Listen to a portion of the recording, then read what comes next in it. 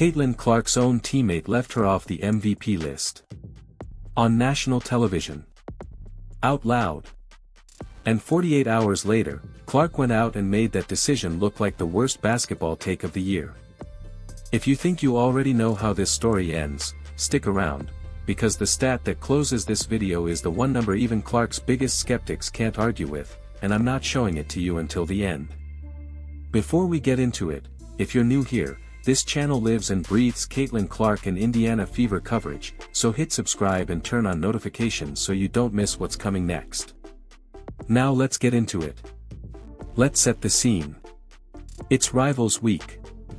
The league is hyping the marquee matchup between Caitlin Clark and Paige Bueckers, the last two #1 overall picks, going head-to-head again.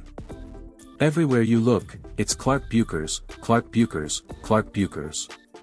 And then, right in the middle of all that build-up, one of Clark's own teammates went on air and rattled off her personal MVP ballot. Aliyah Wilson. Olivia Miles. Kelsey Mitchell. Paige Bueckers. 4 names. Caitlin Clark's name wasn't one of them. And it wasn't a one-off slip. In a separate interview that same week, she doubled down, praising Kelsey Mitchell's work ethic and calling her, in her own words, basically the MVP of the team every single night. Now, look, nobody's saying Kelsey Mitchell hasn't earned praise. She's been one of the most consistent scorers in the league all year. But when you leave your other all-star guard, the one running the entire Indiana offense, completely off a 4-name MVP list during the exact week the whole basketball world is watching her head-to-head with Bueckers, that's not a small omission. That's a statement. Fans noticed immediately. And the timing could not have been worse for that take, because 2 nights later, Caitlin Clark went out and delivered one of the signature performances of her career. Friday night, Gainbridge Fieldhouse, Indiana Fever hosting the Dallas Wings. This wasn't just any regular season game. It was the 2 most talked about young guards in the sport, Clark and Bueckers, going toe-to-toe with major playoff seeding on the line for both teams. And then, right before halftime, every Fever fan's stomach dropped. Clark turned her ankle, stepping awkwardly and heading straight back to the locker room. For a few tense minutes, nobody knew how serious it was. Was this going to be one of those nights where Indiana's engine just shuts off? Bueckers, meanwhile, was cooking. She dropped 12 first-half points on efficient shooting, and the Wings carried a 37-35 lead into the break. Clark had been quiet by her standards up to that point, 9 points, 4 assists, 3 rebounds, clearly not fully turned loose yet. So at halftime, the story writing itself was simple, Bueckers outplaying an injured Clark, in the exact week Clark got left off her own team's MVP list. If you were building a narrative to bury her MVP case, this was shaping up to be it. Then the third quarter happened. The takeover.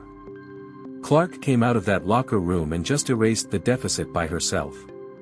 She exploded for 16 points in the third quarter alone, matching Bueckers' bucket for bucket as the 2 former #1 picks traded haymakers. She was shot faking on the perimeter and getting straight to the rim. She was reading passing lanes and turning steals into transition buckets. She was finding teammates in space with the kind of vision that makes highlight reels. The Wings still edged the quarter, taking a 66-63 lead into the fourth. Bueckers wasn't backing down either, and she deserves real credit for how she played that night. But Indiana had found its rhythm, and in the fourth quarter the rest of the roster caught fire alongside their star. Aliyah Boston scored 10 of her 16 points down the stretch. Kelsey Mitchell added 23 points on the night. And Tyasha Harris, who hadn't made a single field goal in her previous 6 games, suddenly went 5 for 5 from 3-point range to finish with 15 points. Indiana outscored Dallas 35-21 in the fourth quarter to close it out, winning 98-87. When the final buzzer sounded, Clark's line read 29 points and 10 assists. 20 of those 29 points came after halftime, on the ankle she'd tweaked less than 2 quarters earlier. It marked the 20th game of her career with at least 20 points and 10 assists, the most such games by any player in WNBA history. Bueckers, to her credit, also finished with a strong 29-point night of her own. This was genuinely one of the best individual duels of the season, not a blowout in Clark's favor. But when it mattered most, in that third-quarter stretch, it was Clark who tilted the game. After the game, Clark downplayed the ankle scare, saying she felt fine and would just ice it and be ready to go. That kind of toughness, playing through a live injury and still authoring the best stretch of the game, is exactly the kind of moment MVP cases are built on. Now let's talk numbers. Here's where the "she's not an MVP candidate" argument really starts to fall apart, because the numbers back up everything you just watched. Over her 5 games leading into this one, Clark was averaging 26.3 points and 9.4 assists per game. For the season, she finished as the Indiana Fever's team leader in assists at 8.8 per game, tops on a roster that includes Kelsey Mitchell and Aliyah Boston. Mitchell led the team in scoring at just over 20 points a night, and Boston led in rebounding, but it's Clark who runs the engine that makes both of those numbers possible. And this wasn't a one-game outlier. Clark had reached the 20-point mark in 6 straight games at that point in the stretch, part of a run where she was putting up nearly 25 points and close to 10 assists a night while shooting efficiently from the field.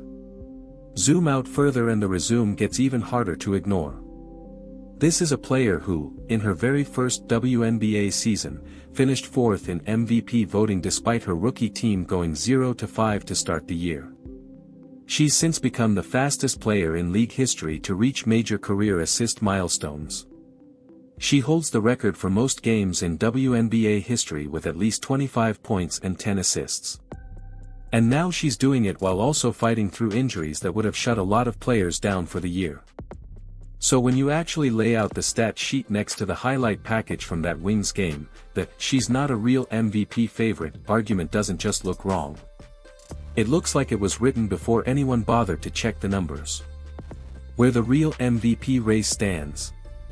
To be fair to the other side of this conversation, and we should be fair, this isn't a case that Clark was the outright frontrunner for MVP over everyone in the league.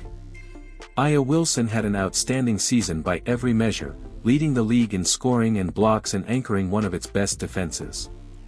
Other names like Olivia Miles and Paige Bueckers built strong cases of their own on excellent team records. But that's exactly why leaving Clark's name off a 4-player list, during the 1 week the entire league was watching her, stood out so much. Nobody's saying she should have been the unanimous number 1. The argument is simpler than that. On merit, on production, and on what she does for winning, she belonged somewhere in that conversation. Not erased from it entirely. And after that Wings performance, a lot more people around the league started saying exactly that out loud. The number that changes the conversation. Remember what I promised you at the top of this video? Here it is. 20 career games with at least 20 points and 10 assists. That is the most in WNBA history. Not just among guards. Not just among young players. The most, period, by anyone who has ever played in this league. She reached that mark faster than any player before her, and she did it while also holding her team's lead in assists per game across the entire season. Think about what that actually means. Every single night, more often than any player in the history of this league, Caitlin Clark is either dropping 20 points, dishing 10 assists, or doing both at once. That's not a hot streak. That's not a hype narrative built by the media. That's a documented, verifiable historical record. So the next time someone tells you Caitlin Clark isn't a real MVP candidate, you don't need to argue with them. Just show them that number. Let it do the talking. Wrapping it up. Look, being left off a 4-name MVP list by your own teammate stings, especially during a week when the whole basketball world is watching. But Caitlin Clark didn't respond with words. She responded by playing through a scary ankle injury and delivering 20 points after halftime in the biggest individual matchup of the season. That's the kind of answer that sticks. If this breakdown gave you a new appreciation for what Clark is doing this season, do me a favor and hit that like button, and if you haven't already, subscribe so you catch every Fever game recap and MVP race update the moment it drops. Drop a comment and let me know, where do you personally rank Clark in this year's MVP race? I read every one of them. Thanks for watching, and I'll see you in the next one.